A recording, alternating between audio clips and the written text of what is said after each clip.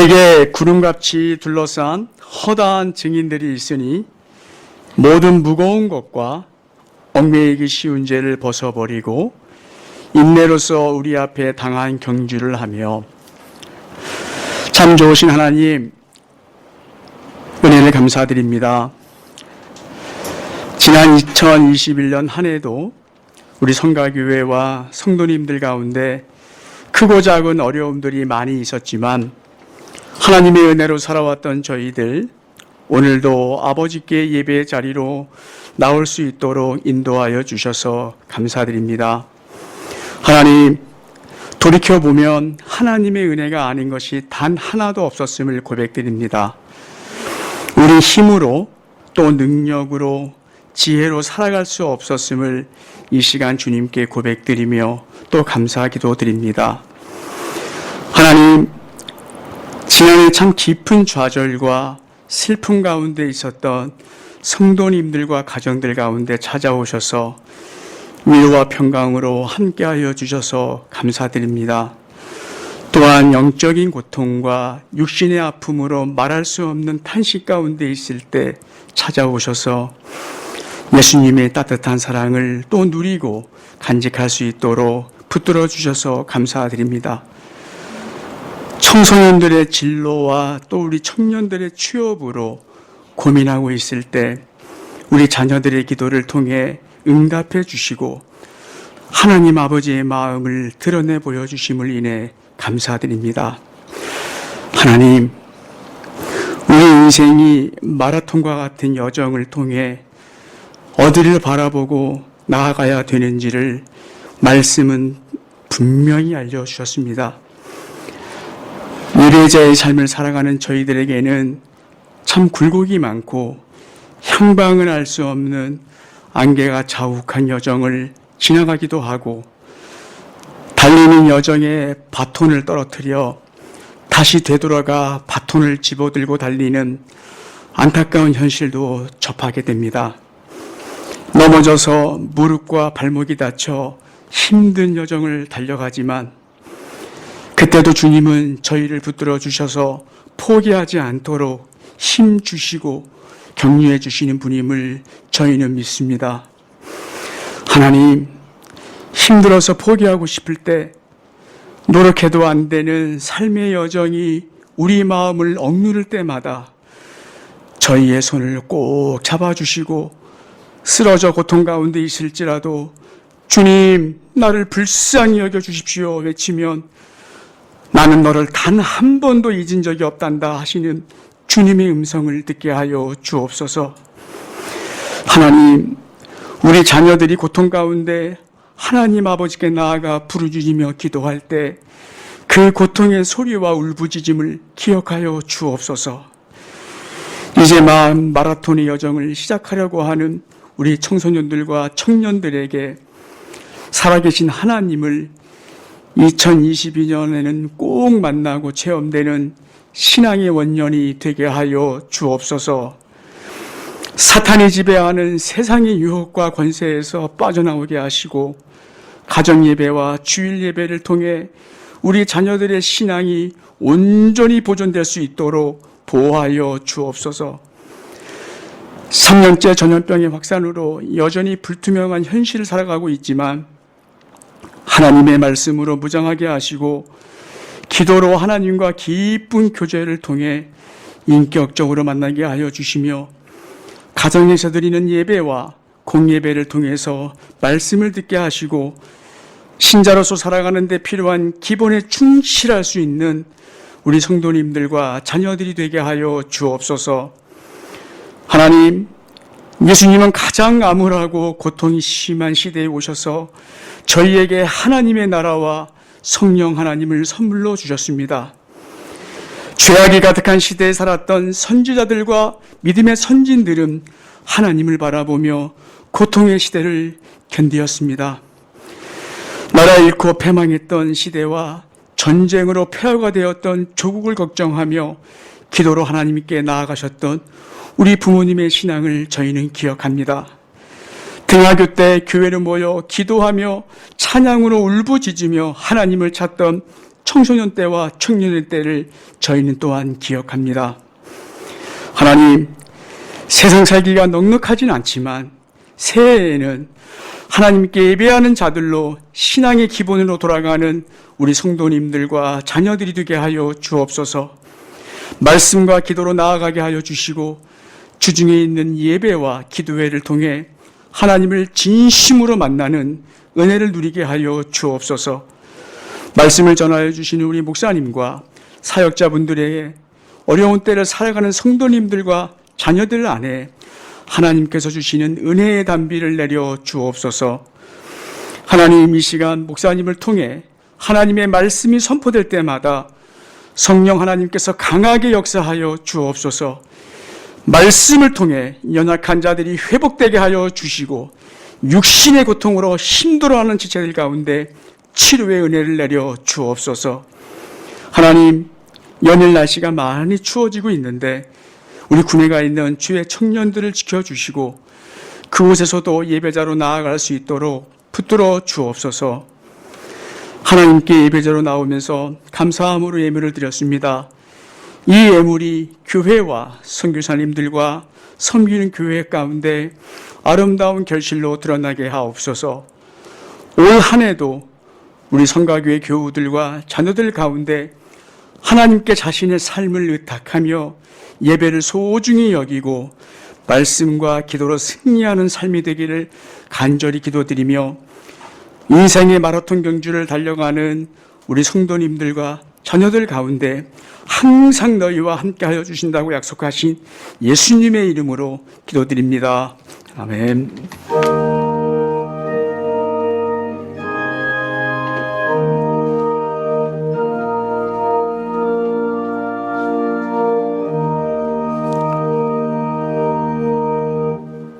말씀은 마태복음 17장 1절부터 5절까지 말씀입니다.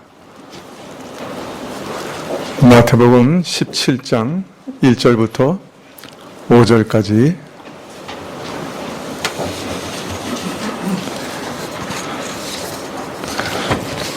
신약 28쪽인데요. 마태복음 17장 1절부터 5절까지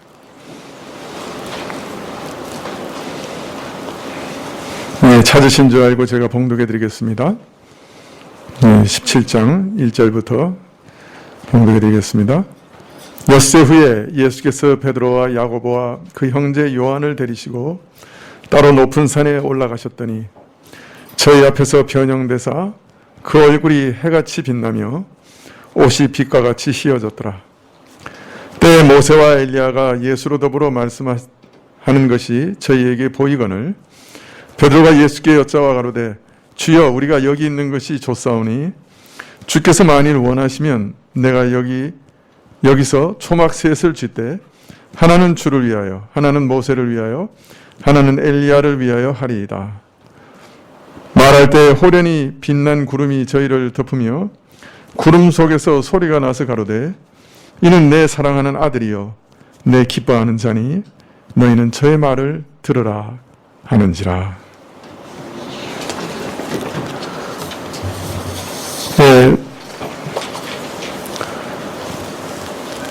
가이사랴 빌립보에서 예수님께서 참 믿음의 세 가지 본질에 대해서 가르쳐 주셨습니다. 이것은 세 가지 질문으로 요약될 수 있다라고 말씀드렸는데요. 그 첫째는 예수님은 누구신가 하는 것이고, 둘째는 메시아이신 예수님이 행하시는 일은 무엇인가, 마지막으로 셋째는 제자의 길은 무엇인가, 이 예수님을 따르는 제자의 길은 무엇인가, 이러한 질문으로 요약될 수 있다 말씀드렸습니다. 예수님은 먼저 자신이 하나님의 아들 메시아라고 고백하는 베드로의 고백을 참으로 인치심으로 자신이 누구신가 하는 질문에 답하셨죠. 하나님의 아들이시고 그리스도이신 분이다. 이어서 예수님께서 이제 예루살렘에 올라가 많은 고난을 받으시고 죽으시고 부활하실 것을 말씀하심으로써 메시아로서 자신이 죄인들을 구원하기 위해 어떤 일을 행할 것인가 하는 것을 가르치셨습니다. 마지막으로 예수님께서는 이런 자신의 구속의 은혜를 제자들이 어떻게 받아 누릴 수 있는가? 그것을 가르치시되 자기를 부인하고 자기 십자가를 지고 예수님 따르라고 명하셨지요. 이것이 제자의 길이라. 이것이 예수 그리스도의 은혜를 받고 누리는 길이라. 그렇게 가르치셨습니다.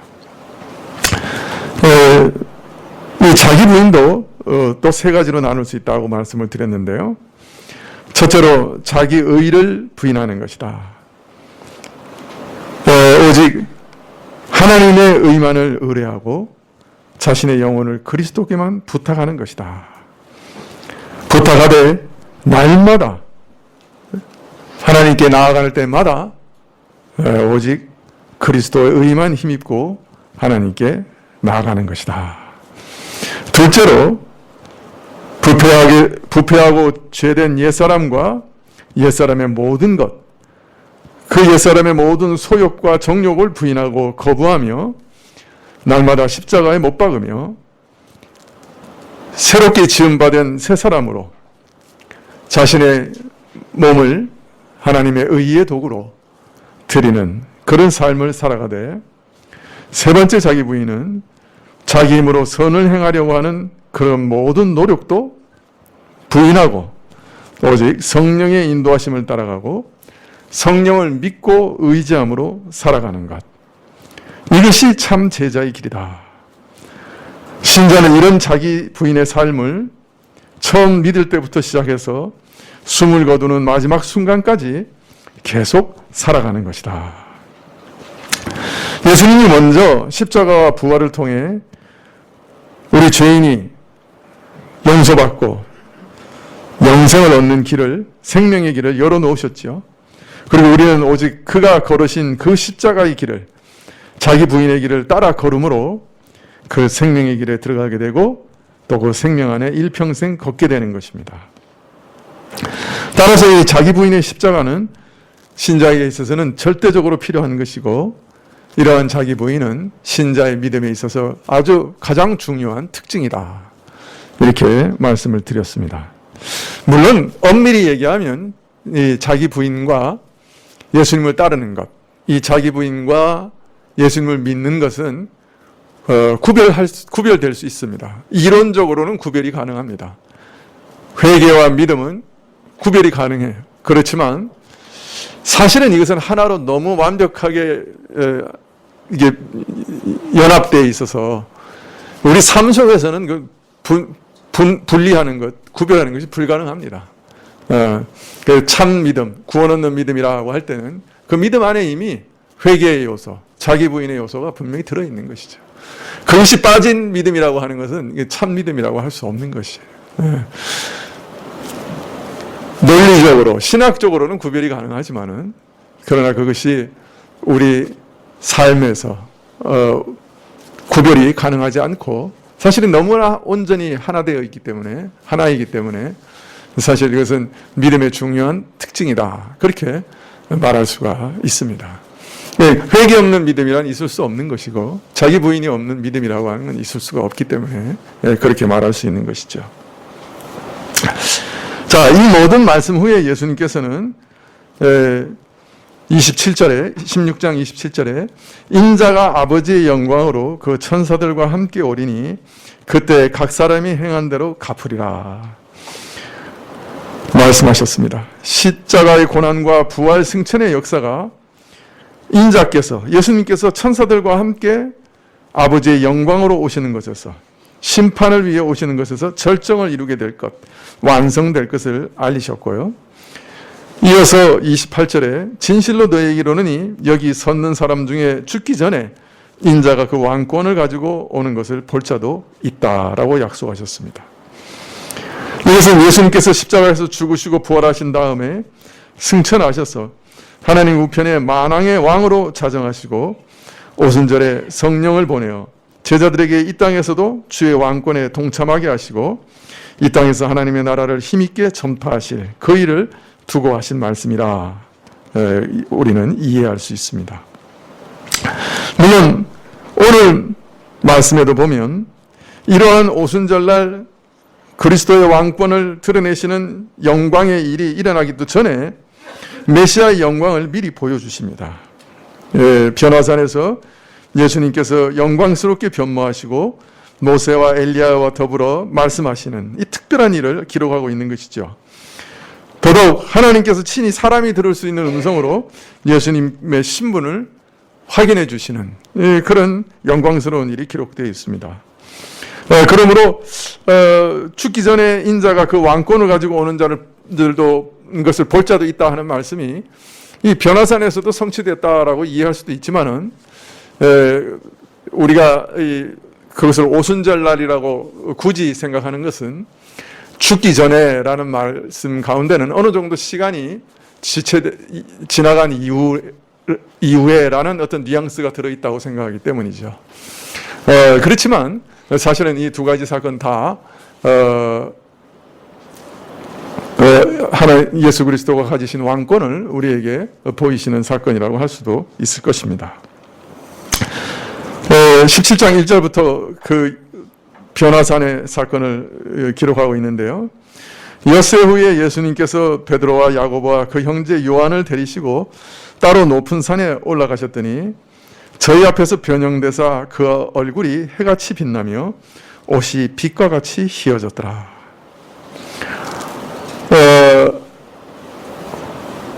마태와 마가는 이 사건이 일어난 날에 대해서 엿새 후에라고 아주 정확하게 말하고 있는 반면에 누가는 여드레쯤 되어서라고 이렇게 얘기하므로 좀 차이가 있습니다. 이런 차이는 날수를 계산한 시점을 아마 베드로의 신앙 고백으로 잡은 점에서는 세 복음서가 다 일치하지만 정확하게 어느 날부터 계산하였는지에 따라 조금의 차이가 있는 것 같습니다. 아마 마태와 마가는 사건이 일어난 당일들을 다 제외하고, 즉 베드로가 고백한 날, 또 변화산에서 변모되신 날을 제외하고 가이사랴 빌립보에서 변화산까지 여행 기간을 기록한 것이 아닌가 짐작이 되고, 누가는 사건이 일어난 모든 날들, 두 날을 모두 포함시켜서 계산한 것이 아닌가 추정이 됩니다. 여하튼 누가 자신은 이것이 8일쯤이라고 이렇게 어림짐작으로 계산한 날이라고 밝히고 있기 때문에 이것이 큰 문제가 되지는 않을 것입니다. 예수님께서는 이처럼 제자들에게 십자가에 대하여 명백하게 가르치기 시작하신 때부터 얼마 되지 않아서 베드로와 야고보 그리고 그 형제 요한을 데리고 높은 산에 올라가셨고 거기서 그 모습이 영광스럽게 변모되셨습니다. 그런데 예수님께서 왜 세 제자만 데리고 변화산에 올라가셨을까? 이것도 좀 궁금합니다. 아마도 율법이 요구하는 적절한 증인의 수가 두세 사람이거든요. 그렇기 때문에 아마 세 사람을 데리고 가신 것이라 짐작이 됩니다. 아니 그럼 왜 12제자를 다 데리고 가지 않으셨느냐?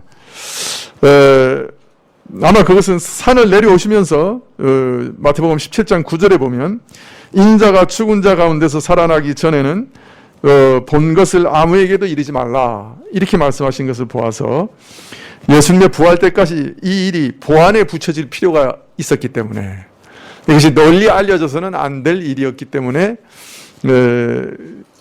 이렇게 하신 것이 아닌가, 세 사람만 데리고 가신 것이 아닌가 짐작이 됩니다. 그리고 예수님께서 제자들과 함께 올라가신 이 높은 산이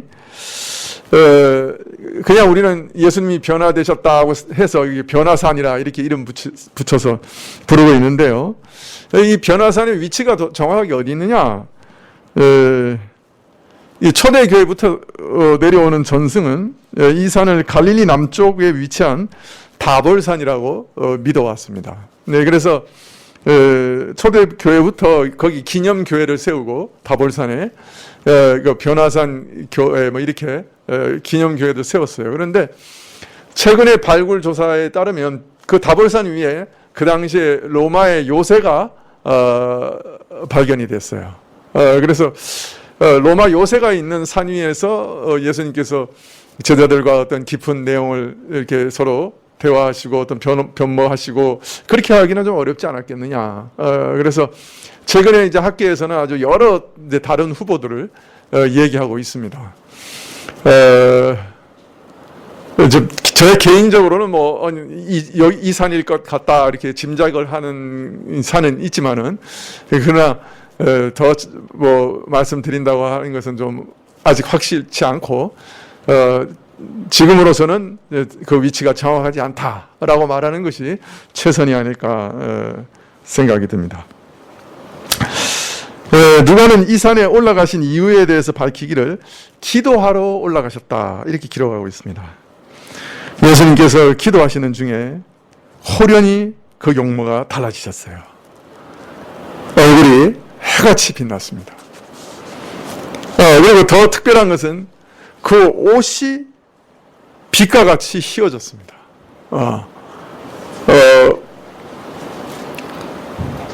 예수님 자체가 어떤 면에서는 이렇게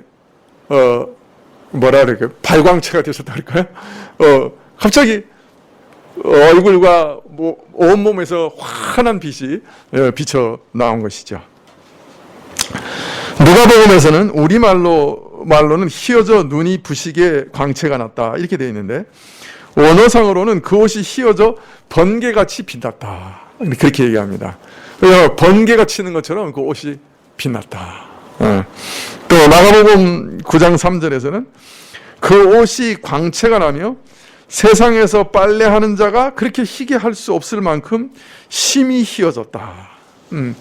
세상에 어떤 사람도 그렇게 만들 수 없을 만큼 휘어졌다. 그 말은 무슨 말이에요? 즉 사람의 재주로 만들어낼 수 있는 그런 광채가 아니었다. 이 세상에 속한 그런 빛이 아니었다. 그래서 여기서는 그냥 해와 같이 또 빛과 같이 휘어지고 빛나고 이렇게 얘기하고 있지만은, 어떤 면에서는 이 땅에서 그 영광과 그 비교할 만한 것이 참으로 없기 때문에 그렇게 말을 한 것뿐이죠. 그러니까 우리가 상상력을 동원한다고 하면 이 세상의 그 어떤 빛과도 다른 그런 어떤 환한 빛이 예수님의 몸 전체로부터 비쳐나왔다. 그걸 이해할 수가 있습니다. 자, 그러면 예수님께서 이렇게 변모하신 것은 무엇을 드러내시기 위한 일일까요?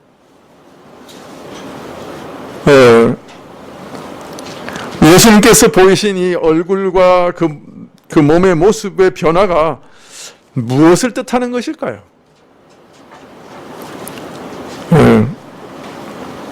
그것을 알기 위해서는 성경 다른 곳에서 기록되어 있는 비슷한 내용들을 조금 살펴볼 필요가 있습니다. 먼저 다니엘서 10장 5절 이하에 보면, 그때 내가 눈을 들어 바라본즉 한 사람이 세마포 옷을 입었고 허리에는 우바스 정금띠를 띠었고 그 몸은 황옥 같고 그 얼굴은 번갯빛 같고 그 눈은 횃불 같고 그 팔과 발은 빛난 놋과 같고 그 말소리는 무리의 소리와 같더라. 얼굴이 해같이 빛나고 그 몸은 아주 그 보석빛같이 밝게 빛나고 눈은 횃불 같고 팔과 다리도 아주 빛나는 놋과 같이 다 이렇게 빛이 비치는 그런 분이 등장합니다. 이것을 자세히 설명하기는 지금 시간이 부족하지만, 다니엘이 본 이 분의 형상은 사실은 사람도 아니고 천사도 아니고 그 하나님의 형상이었어요. 그러니까 아마 성육신 하시기 이전에 제2위이신 예수님의 그 어떤 현현, 드러나심이 아닌가, 그렇게 이해가 됩니다. 그래서 그런데 이 다니엘이 본 그 어떤 분의 형상이 오늘 변모하신 예수님의 모습과 아주 닮았죠. 아주 흡사하죠. 그래서 지금 제자들이 목격하고 있는 이 예수님의 모습은 이전에 다니엘에게 보여주셨던 그 예수님 자신의 신적인 영광을 이제 다시 드러내어 보여주신 것이다. 이렇게 이해할 수가 있을 겁니다. 즉 하나님이신 자신의 신분을 이러한 영광을 통해 보여주셨다라고 말할 수가 있는 것이죠. 또 출애굽기 34장 29절에 보면 조금 이 사건과는 다른 사건이지만 또 좀 비슷한 사건이 나옵니다. 34장 29절 이하에 보면 모세가 그 증거의 두 판을 자기 손을 들고 시내산에서 내려오니 그 산에서 내려올 때 모세는 자기가 여호와와 말씀하였음을 인하여 얼굴 꺼풀에 광채가 나나 깨닫지 못하더라.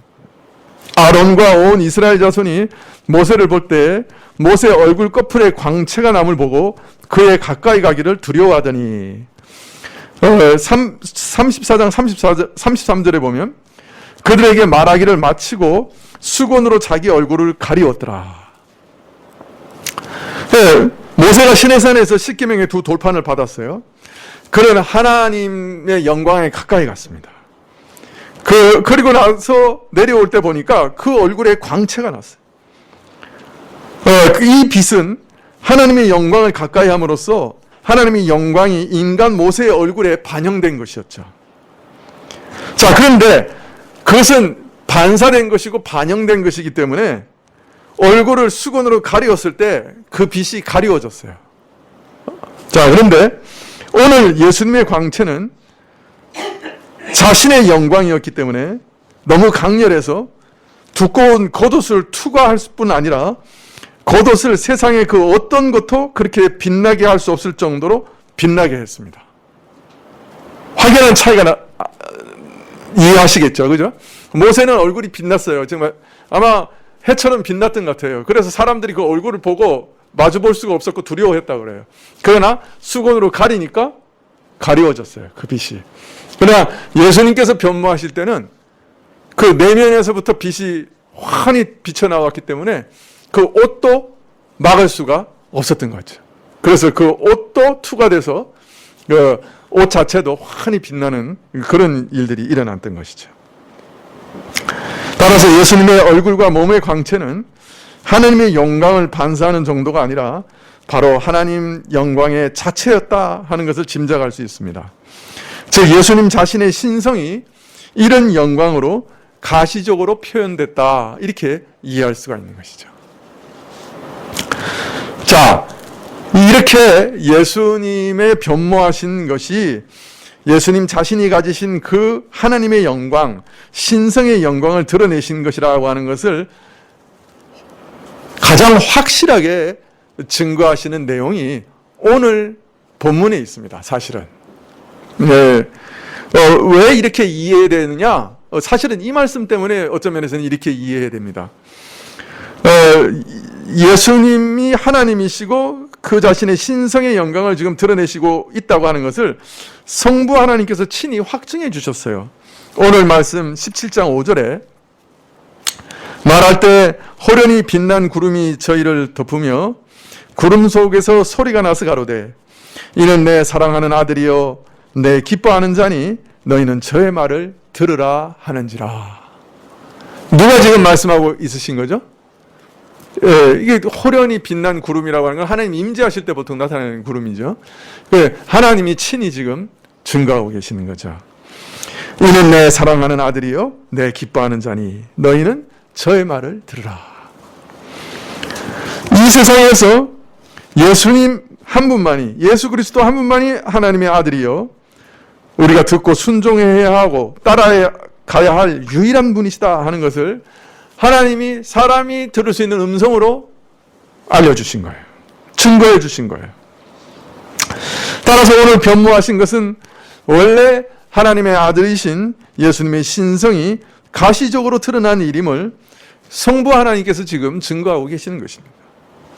아들의 신성의 영광이 그가 성육신하심으로 가리워져 있었는데 그것이 잠시 이제 드러난 사건이 변화산 사건인 것이죠.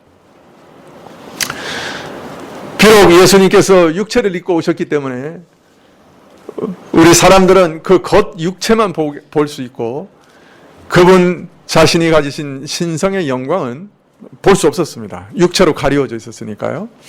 그런데 이것을 구약에서부터 사실은 이러한 사실을 예표한 것이 있었어요. 그게 뭐냐? 성막이었어요. 예, 그래서 예수님께서는 성전과 성막이 바로 자신을 가리키는 거라고 이렇게 자꾸 얘기하셨잖아요. 예수님의 이런 모습을 구약 성경은 성막의 모습을 통해 미리 모형적으로 예표적으로 보여주고 있었어요. 성막은 예수님의 이런 모습을 상징하는 것이었어요. 여러분, 성막을 외부에서 이렇게 보면 어떤 모습이었을까요? 참 볼품이 없었을 거예요. 왜냐하면 성막의 맨 마지막 덮개, 이게 성막은 사중의 덮개가 있는데 맨 마지막 덮개는 뭐로 만들어졌냐? 여러분 기억나세요? 맨 마지막 덮개가 뭐로 만들어졌죠?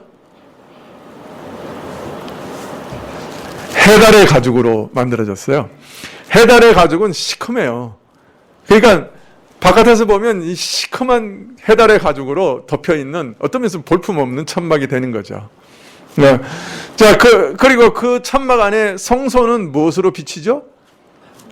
네, 등잔이 있어서 빛을 비춥니다. 그러나 지성소에는 아무것도 없어요. 빛을 비추는 게. 대신 거기 하나님 자신의 영광, 쉐키나라고 그러죠. 하나님 자신의 영광의 불꽃이 거기 임재하고 있습니다.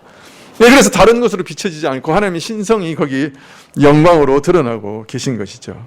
찬란하게 밝히 드러나고 있습니다. 즉 해달의 가죽으로 덮인 그 거무튀튀한 텐트 그 속에 찬란한 하나님의 영광이 자리 잡고 있었는데요. 이와 같이 예수님께서도 하나님의 신성이 그 안에 찬란하게 자리 잡고 계시지만 사람의 형상을 입고 이 세상에 오신 동안에는 항상 종의 형상으로만 사람들과 접촉하셨고 사람들은 그 겉모습만 볼 수 있었던 것이죠. 성막과 예수님은 그런 면에 있어서 아주 닮았다고 할 수 있습니다. 따라서 참 하나님이시지만 사람이 되셔서 이처럼 종의 형체를 띠셨으므로 그의 신적 영광은 사람들 눈앞에 감춰져 있었고 아무도 그 눈으로는 하나님의 신성을 가시적으로 볼 수는 없었던 것이죠. 그래서 많은 표적을 통하여 그의 신적 능력과 권세를 나타내 보이기도 하셨지만은 사람들은 참 신기한 일이다. 참 기이한 일이다. 이렇게 어떻게 이런 일이 일어날 수 있는가? 이렇게 참 기이 여기기는 했지만은 그를 하나님으로 알고 믿지는 못하였죠. 더하여서 더 확실한 표적을 내놓으라고 요구함으로써 자신들의 불신앙을 감추기도 했습니다. 요한복음 10장 30절 이하에 보면 심지어 예수님 스스로 이르시기를 나는 하나님의 아들이라 나와 아버지는 하나라 이렇게 말씀하시는 것을 듣고서 유대인들은 자신을 하나님과 동등한 자로 여긴다고 하여 돌로 쳐 죽이려고 했습니다. 외부적으로 볼 때는 그냥 사람으로 보이니까 그분이 나 하나님의 아들이고 내가 하나님과 하나다 이렇게 얘기하니까 유대인들은 그 말을 어떤 면에서 올바로 이해한 거예요. 저가 하나님하고 자기가 동등된 자라고 말한다. 그래서 돌로 쳐 죽이려고 하나님을 회방하는 자라고 생각했던 것이죠. 네, 왜요? 그 하나님의 신성을 저들의 눈으로 볼 수 없었기 때문에 그렇죠.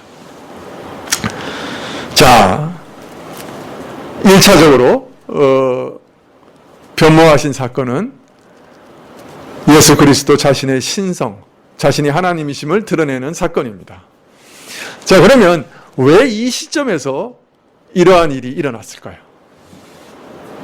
1차적으로라고 말씀드렸으니까 그 안에는 다른 의미도 있다는 말씀이죠. 그래서 하여튼 그 다른 의미는 다음 시간에 말씀을 드리겠습니다만은 자, 왜 이 시점에서 예수님께서는 자신의 신성을 이 변화산에서 이렇게 드러내셔야 했던 것일까요?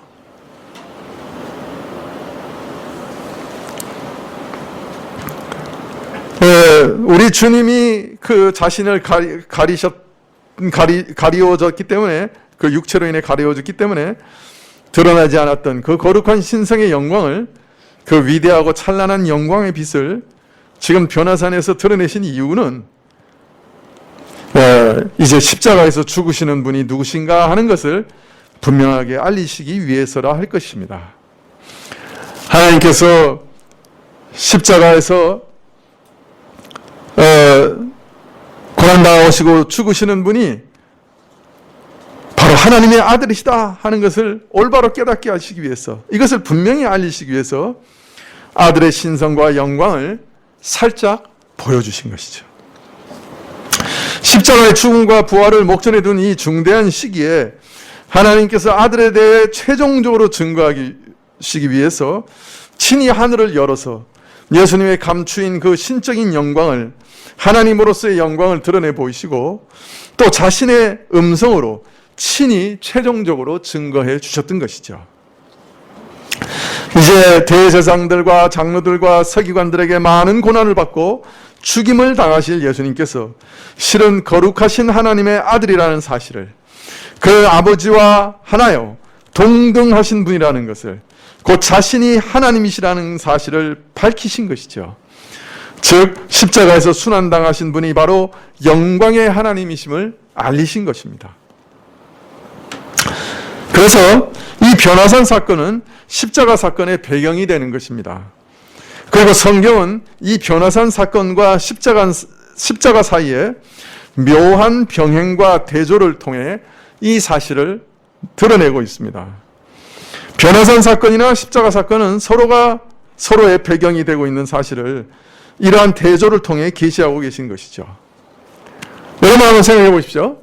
변화산에서 예수님께서는 영광을 받으시고 저 예루살렘 골고다 언덕에서 예수님은 수치를, 고난을 당하십니다. 여기서 예수님의 옷은 하얗게 빛나지만 거기서 그 옷은 벗겨지고 병사들이 제비를 뽑아 나눠 가집니다. 여기서 예수님의 양옆에는 율법과 예언을 대표하는 이스라엘의 가장 위대한 영웅인 모세와 엘리야가 서 있지만 거기서 예수님의 양옆에는 참 인간이 어느 정도까지 하나님 앞에 범죄하고 하나님을 대적할 수 있는지 그것을 대표하는 두 죄인, 두 강도가 달려 있습니다. 여기서 빛나는 밝은 구름이 현장을 가리우지만 거기서는 땅의 어두움이 현장을 가립니다. 여기서 베드로는 이 모든 것이 참으로 아름답고 놀랍다고 엉겁결에 말을 내뱉지만 거기서는 예수님을 모른다고 저주하고 부인하는 말을 내뱉습니다. 여기서 하나님께서 직접 이는 내 사랑하는 아들이고 내 기뻐하는 자라 말씀하시지만 거기서는 이방인 백부장과 병사들이 놀라며 이 사람은 정말로 하나님의 아들이었다라고 고백합니다.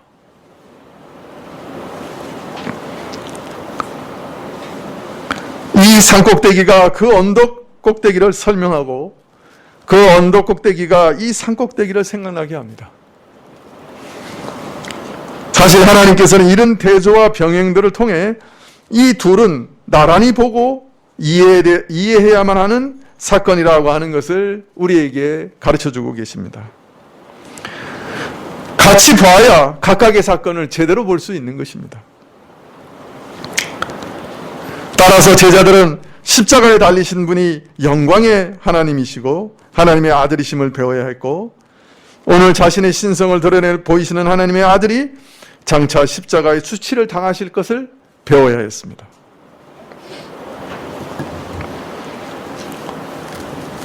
예수님께서는 이처럼 제자들을 그 잘못된 생각, 잘못된 메시아관에서 벗어나게 하시기 위해 오늘 미리 잠시나마 자신의 영광을 살짝 보여주신 것입니다.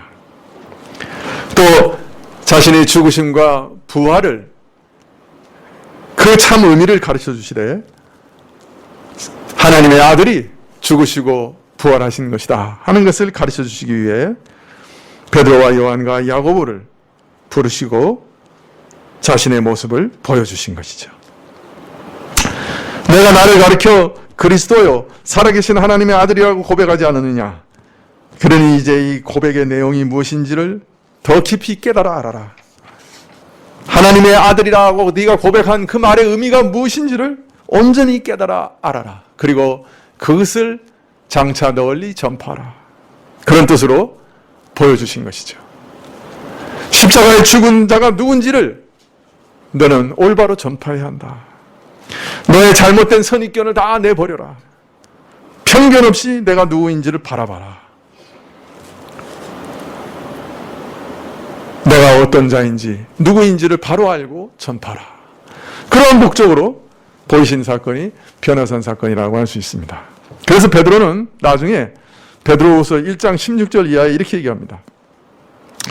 우리 주 예수 그리스도의 능력과 강림하심을 너희에게 알게 한 것이 공교히 만든 이야기를 쫓은 것이 아니라 우리는 그의 크신 위엄을 친히 본 자라.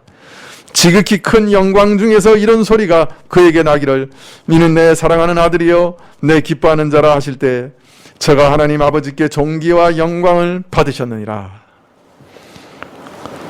베드로와 사도들은 3년간 예수님과 함께 생활하고 그 말씀을 들으면서 그의 기적을 경험하면서 점점 더 예수 그리스도께서는 참으로 이 땅에 오신 하나님의 아들이시요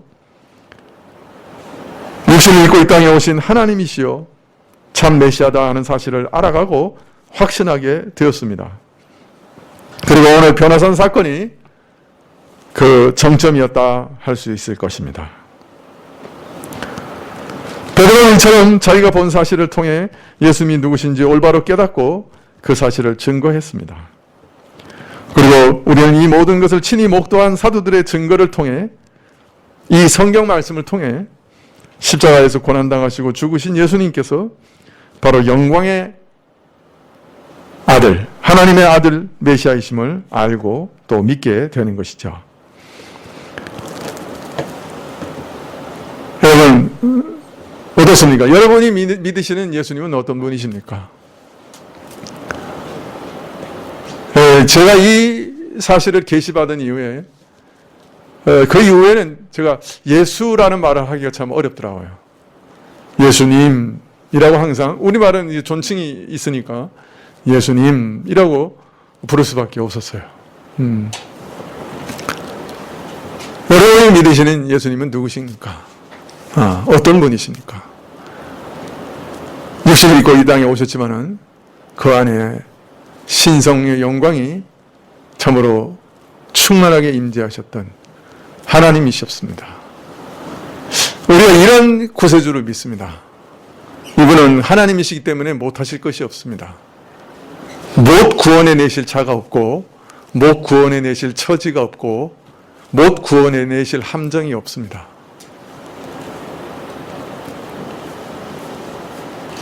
그래서 우리는 예수님께로 갑니다. 인생의 모든 무거운 짐을, 특별히 우리 죄의 모든 무거운 짐을 이 예수님께 맡깁니다. 그가 하나님이시기 때문에 우리 모든 사람의 죄의 형벌과 짐을 다 맡으실 수 있는 능력이 있으십니다. 그가 단순히 사람이실 뿐이라면 그저 한 사람 구원하시기도 벅차시겠죠. 그러나 그는 사람이시면서 동시에 하나님이시기 때문에 우리 대신에 죽으실 수 있을 뿐 아니라 우리 모든 죄인의 죄를 짊어질 수가 있으셨습니다. 이 영광의 예수님께서 오늘도 여러분의 모든 죄짐을 짊어지십니다. 오늘 이 순간에 우리가 짓는 모든 죄짐도 짊어지고 계십니다. 또 이분은 사람으로 오셨기 때문에 우리 사람의 연약함과 우리가 얼마나 유혹에 연약한 것인지, 우리가 얼마나 목마른 것에 힘들어하는지, 우리가 배고픈 것을 얼마나 두려워하는지, 우리가 피곤하고 힘들 때 얼마나 짜증이 나는지, 우리가 얼마나 인내력이 없는지 다 아십니다. 우리가 경험했던 그 유혹도 다 경험해 보셨습니다. 그러나 죄는 없으셨습니다.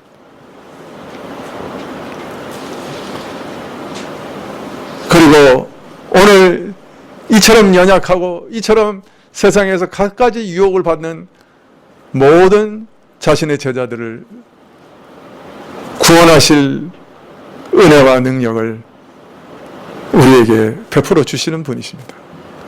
자신이 친히 경험해 보시고 잘 이해하시면서 우리를 긍휼히 여기시면서 불쌍히 여기시면서, 그러나 또 하나님이시기 때문에 그의 성령을 보내서 우리를 그한 함정에서 다 건져주시고 참으로 구원해 주시는 능력의 하나님, 전능의 하나님이시기도 합니다.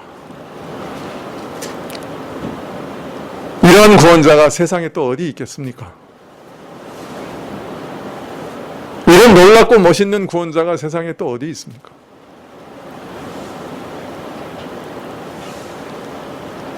세상에 이러한 신이 또 어디 있습니까? 이 예수님을 사랑하고 이 예수님께 여러분의 영혼을 맡기시기를 축원합니다. 기도하시겠습니다.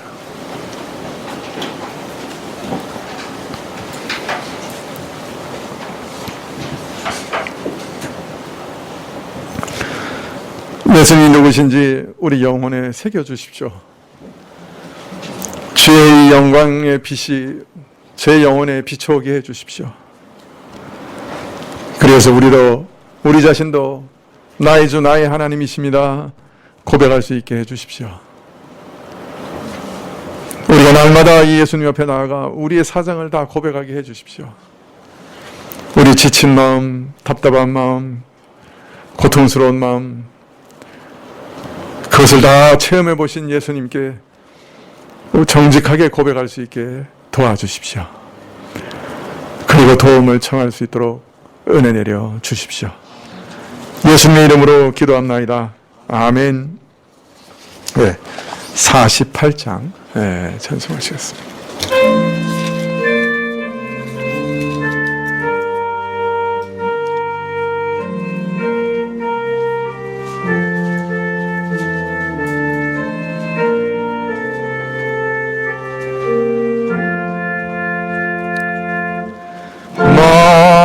만유의 주제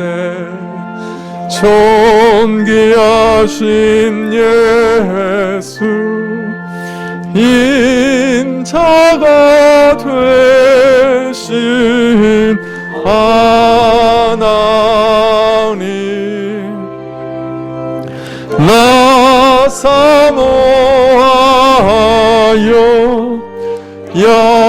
영원히 섬길 내 영광 되신 주로다.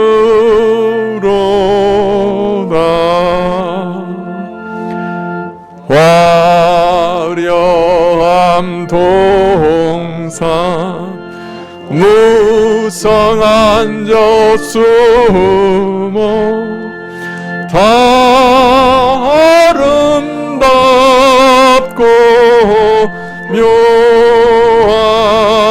묘하나 순결한 예수 더 아름다워 봄 같은 기쁨 주시네.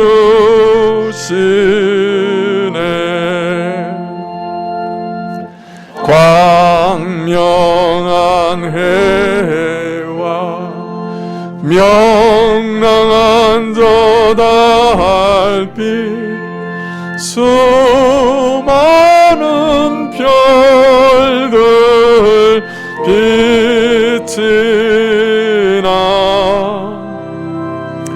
주 예수 빛은 더 찬란하여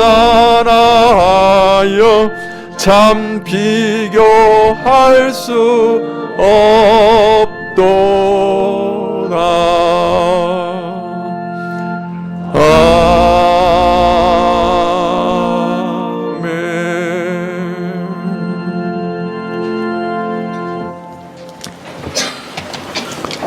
지금은 우리 주 예수 그리스도의 은혜와 하나님 아버지의 그 크신 사랑과 이 은혜와 사랑을 깨닫게 하시고 누리게 하시는 성령님의 교통하시고 역사하심이 우리의 모든 연약함, 우리의 모든 두려움, 우리의 모든 고통, 우리의 모든 유혹, 우리의 모든 시험을 다 채울하시고 그러나 또한 그것을 다 이기시고 오늘도 우리를 도우시는 살아계신 하나님의 아들을 기대하며 바라보며 믿으며 머리 숙인 주의 백성들 위해 지금부터 영원까지 함께 계실지어다. 아멘.